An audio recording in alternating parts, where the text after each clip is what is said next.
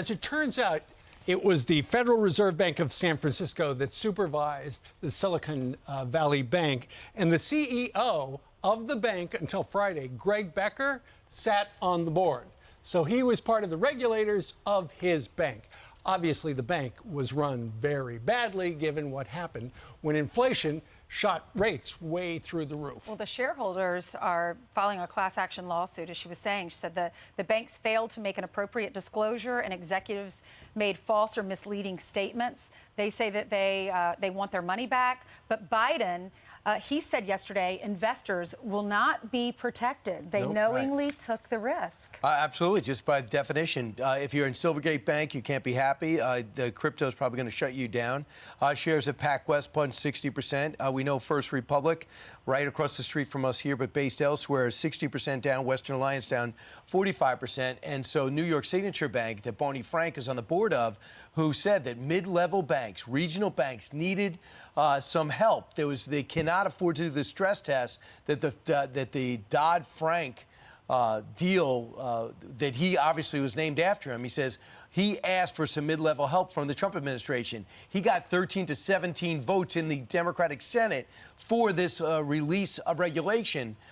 Because they were regional banks, they shouldn't be kept the same way as J.P. Morgan and the big four banks. But Barney Frank is somebody that said, he goes, the New York Signature Bank should never have been closed down. He goes, we could have survived. I don't know why they closed us down over the weekend like they did Silicon Valley Bank. And by the way, if you're going to criticize President Biden, if you're going to criticize Donald Trump, which I think you got to criticize the Democrats that voted for it, you know, that bipartisan thing. Also criticize Barney Frank, who came up with the regulation. It's amazing the way this administration, every time there's a tragedy, blame Trump. The train derails, it was Trump and the braking system. Even the Washington Post said, total crap. Then he talks about the balloons. Yeah, when it talks about the balloons floating over the country. Well, it happened a couple of times. Trump didn't even detect it. Wait a second. What are you talking about? Russia invades Ukraine during the Biden administration, and they blame Trump. Blame Trump.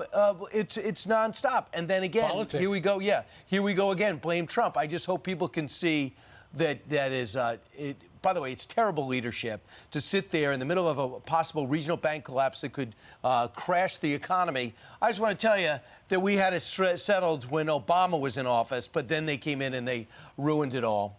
So meanwhile, Ryan Gilbert, I talked to earlier, CEO of Launchpad Capital, he had all his money in Silicon Bank and all his customers' money there. He's happy now. We had substantial assets in the millions representing multiple funds that we manage. We're very confident that it is there because we've been able to access the bank account, see online what has been reflective. And we were fortunate that on Thursday morning, along with many other depositors, when we heard that the canaries were leaving the coal mine, it was time for us to move to other institutions. I really believe that's what our banking system should be, a real-time data-driven regulatory model. You and I can look at our bank accounts on a real-time basis and know what's going on. That's how most people and most businesses run. Why wait till the end of a quarter for regulated financial institutions to report? So while Joe Biden and the administration don't want to call it a bailout, it was a bailout of depositors, obviously. And, you know, the administration has been very careful. No taxpayer money will actually be used. The New York Post has got the headline, "You will pay. Customers will foot the bill to bail out the banks." The experts are warning because of increased fees and other things across the board. There is that safety net known as the FDIC. It's got $100 billion in the DIF fund, the Deposit Insurance Fund. They say that should take care of everybody involved. I'm Steve Doocy. I'm Brian Kilmeade. And I'm Ainsley Earhart. And click here to subscribe to the Fox News YouTube page to catch our hottest interviews and most compelling analysis.